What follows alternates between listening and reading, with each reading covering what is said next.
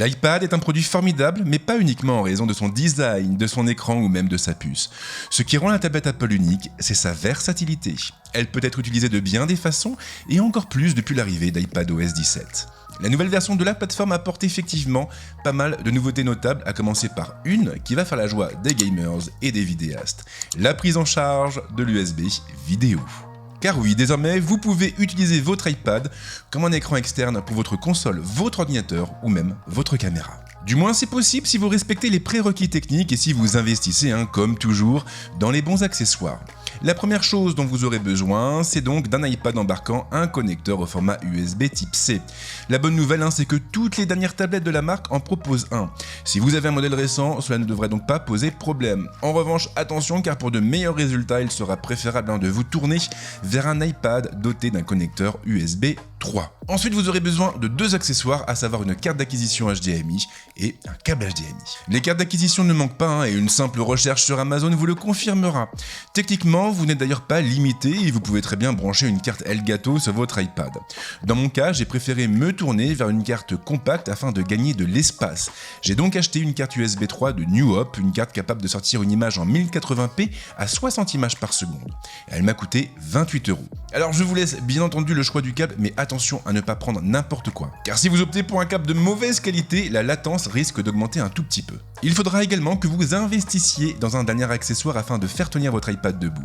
Une fois de plus, ce ne sont pas les solutions qui manquent. Certains privilégieront les stations d'accueil, d'autres se tourneront vers une Smart Folio. C'est finalement à vous de voir ce que vous préférez en fonction de votre budget. Sur le plan matériel, vous n'avez pas besoin de plus.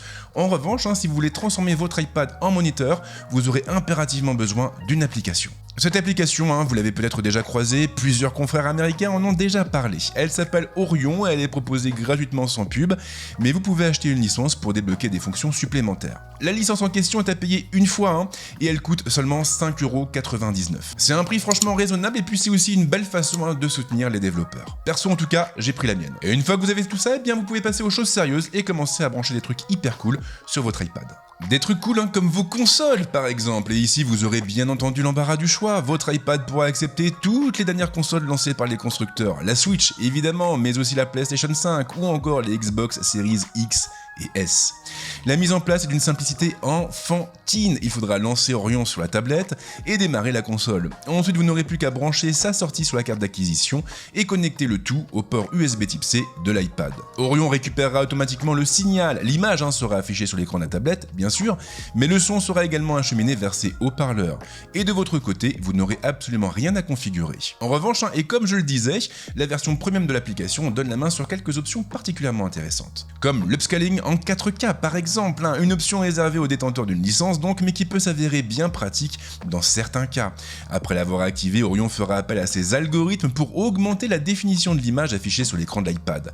Ce n'est pas miraculeux, c'est vrai, mais le résultat est tout de même intéressant lorsqu'on récupère le signal depuis une Switch par exemple. Si vous préférez une ambiance rétro, vous pourrez aussi activer les filtres intégrés, des filtres qui feront honneur à la belle époque des tubes cathodiques. Et il faut bien l'avouer, lorsqu'on joue à la Super Nintendo avec l'émulateur de la Switch, ça apporte un petit plus non négligeable. Mais qu'en est-il de l'input lag? Ici, tout va bien entendu dépendre de votre carte d'acquisition et de votre câble HDMI. De mon côté, je n'ai pas rencontré de problème spécifique avec les câbles HDMI fournis avec la Switch, la PlayStation 5 et la Xbox Series X.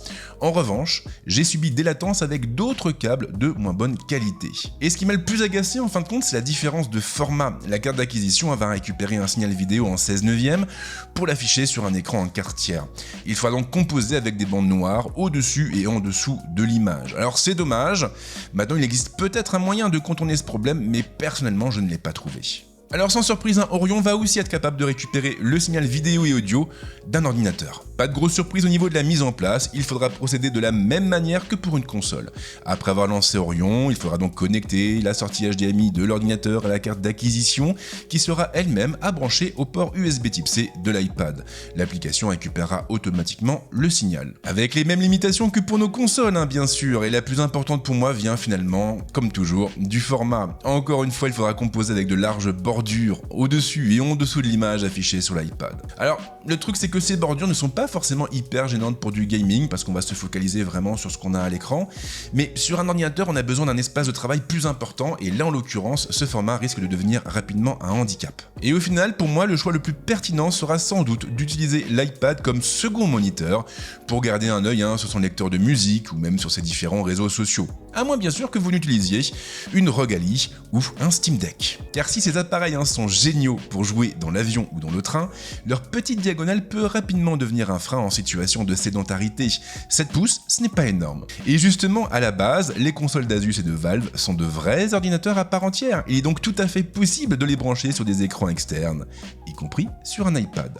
La méthode reste exactement la même et le basculement sera automatique, mais vous aurez besoin d'une chose en plus, un dongle ou une station d'accueil intégrant une sortie HDMI. Alors de mon côté, j'ai pas été chercher très loin, j'utilise simplement la station d'accueil de Ugreen, une station d'accueil que je vous avais déjà présentée lors de mon test de la ROG Ally. Elle est solide, elle est jolie et elle ne coûte qu'une cinquantaine d'euros. Un prix vraiment honnête compte tenu de tous les services qu'elle vous rendra. Je vous mets le lien dans la description. Le troisième cas d'usage que je voulais vous présenter intéressera tout particulièrement les photographes et les vidéastes. Orion va en effet leur permettre d'utiliser leur iPad comme un moniteur externe. Si vous êtes parfois amené à vous filmer, alors vous savez déjà que les écrans embarqués à bord de nos boîtiers réflexes et hybrides manquent parfois de praticité. La faute à leur diagonale, lorsque le boîtier est placé assez loin de nous, il devient difficile de lire les informations affichées sur son écran. Et encore plus si ce dernier n'est pas rotatif, bien entendu, ça s'appelle la logique, oui, la logique. Il existe évidemment des solutions et la plus simple consiste à passer par un moniteur externe en s'appuyant sur le connecteur HDMI de son boîtier.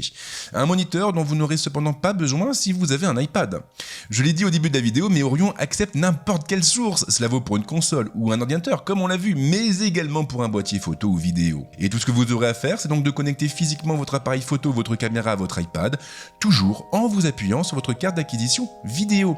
L'image sera alors automatiquement récupérée par la tablette sans aucun paramétrage à faire. En revanche, attention aux oreilles parce que si vous le faites, vous allez vous retrouver avec un effet Larsen bien méchant. Mais rassurez-vous parce que tout ce que vous avez à faire pour corriger ce problème, c'est de baisser le volume de votre tablette. Il y a un autre point important à souligner, cet affichage sera statique. Vous ne pourrez donc pas faire la mise au point depuis l'écran de votre iPad. Si vous souhaitez la changer ou modifier un autre réglage, vous devrez le faire physiquement sur le boîtier ou passer par une application de contrôle à distance. Et l'idée ici est donc de pouvoir monitorer votre prise de vue en gardant l'œil sur les principaux réglages, mais également sur des choses comme le focus picking si vous avez opté pour une mise au point manuelle. Arrivé à ce stade de la vidéo, vous vous dites peut-être que tout ça, ça ne sert à rien et qu'un iPad ne sera jamais aussi confortable qu'un téléviseur ou qu'un vrai écran pour jouer ou bosser.